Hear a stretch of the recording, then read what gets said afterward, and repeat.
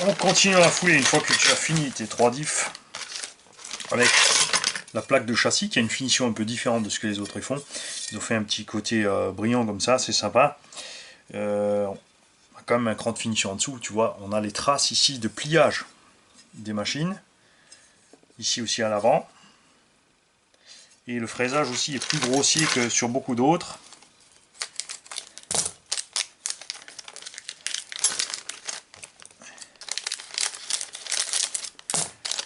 On a le renfort de châssis central et le cardan central. Là, tu as carrément une plaque en acier, ça pèse une blinde. Ça me paraît vraiment louche point de vue. Ensuite, du poids total fini, qui est censé être pas trop gros pour un SC10.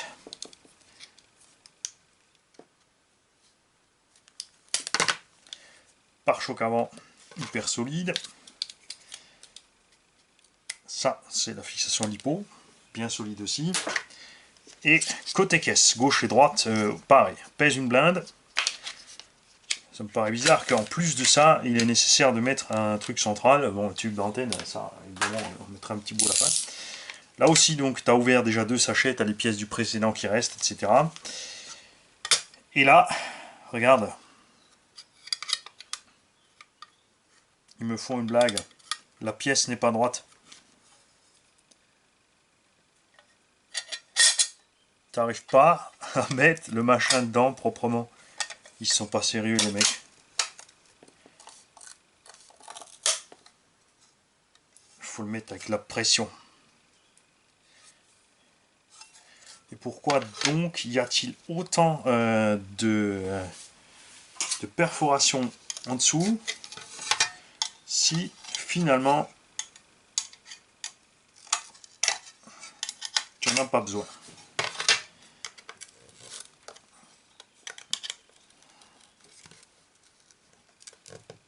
Ah ouais, vas-y.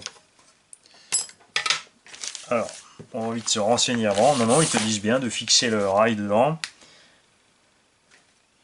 Direct, on est censé avoir 2 perforations face à l'arrière et une à l'avant.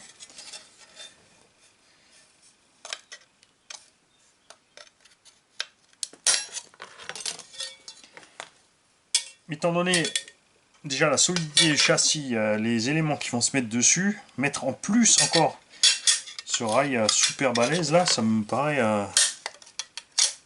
délirant.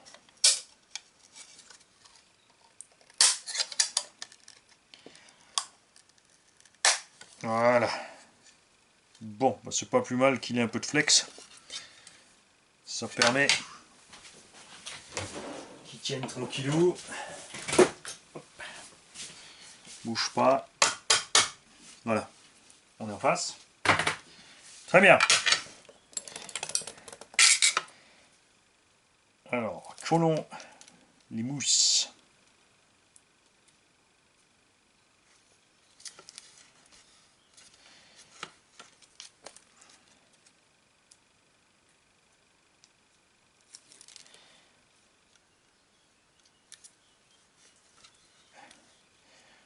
Ce qui est bien qu'après, c'est qu'on voit qu'on a ici plein de possibilités de réglage pour déplacer certains éléments.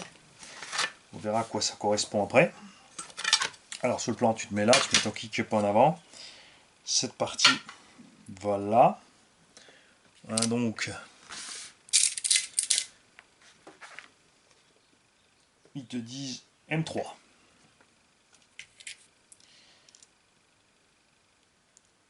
C'est sérieux? Ouais. C'est du M3, mais ça m'ajouille un peu. Donc on a les vis M3 qui traversent les écrous pour maintenir les éléments dessus. Donc une à l'avant et 2 pour les renforts, avec les 2 M3 pour les renforts.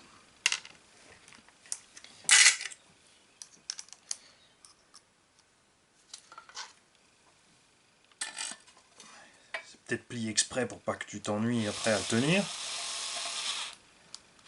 Voilà, une fois pas serré à fond, on va juste le faire prendre. Le renfort de châssis aussi tient avec 2 M3.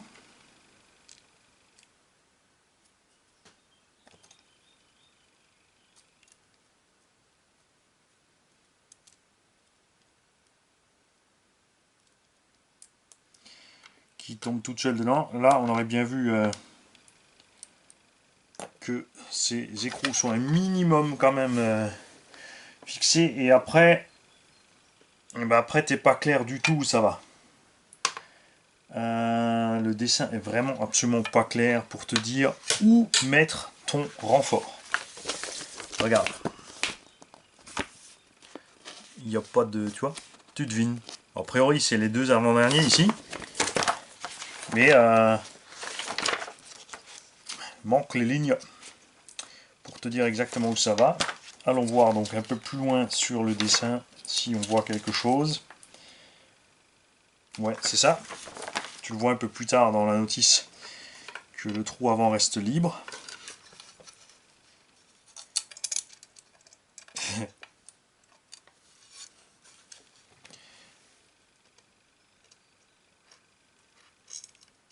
Bon, ouais.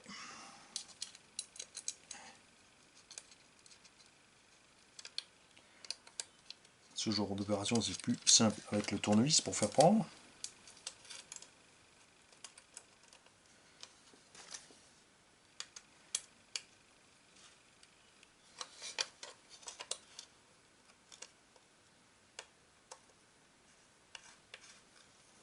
Voilà.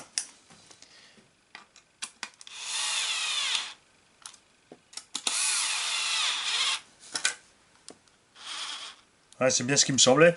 Le plastique est tellement fin que le nil stop tourne rapidement à l'intérieur. Pas génial.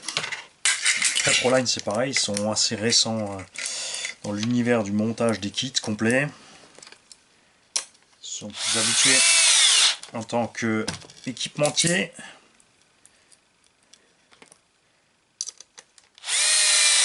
Et même si leurs équipements pour Slash, Stampede et autres véhicules sont bien, autant leurs équipements pour X-Max sont totalement délirants, hors de prix.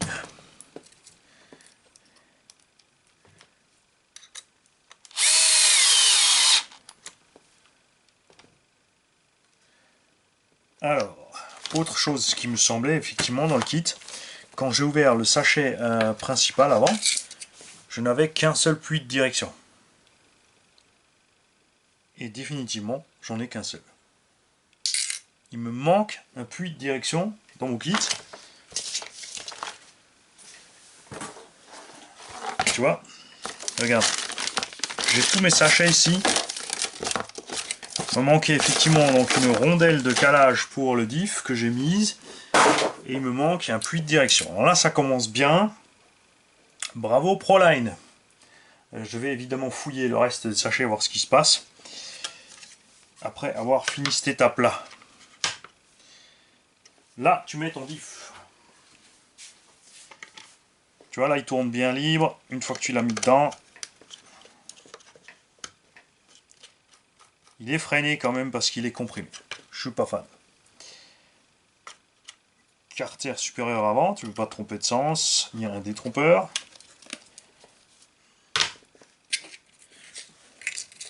Et 4 immenses vis.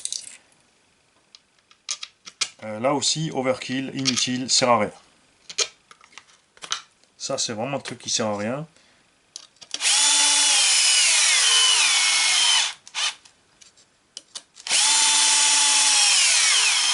Bon, les deux avant, je peux comprendre dans la mesure où ça fait un renfort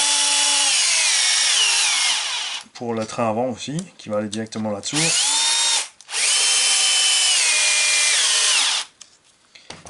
Voilà. Bon, évidemment, ça va se libérer tout seul, hein, c'est pas un problème. Pour ça, évidemment, ils te disent de mettre de la Loctite. C'est du M3.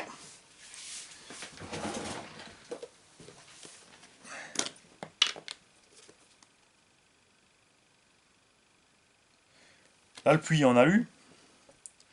Alors, ils sont marrants parce que d'un côté, ils essaient d'économiser du poids sur des mini éléments. Et de l'autre,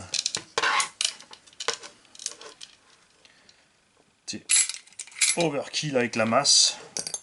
Par exemple avec ce renfort de train central là.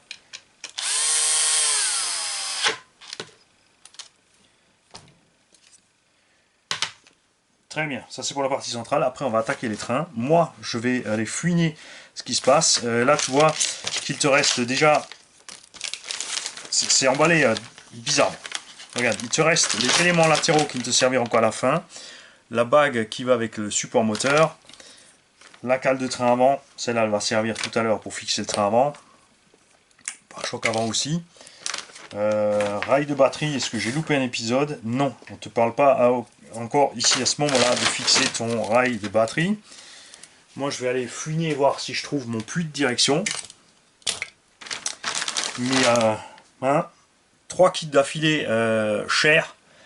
Et vous avez vu, Hot Bodies, c'est pas top. Le montage, il y a des incohérences.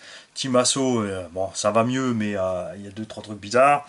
Et la Proline, pour l'instant, mal parti. Vivement le haut-bas, je vous le dis.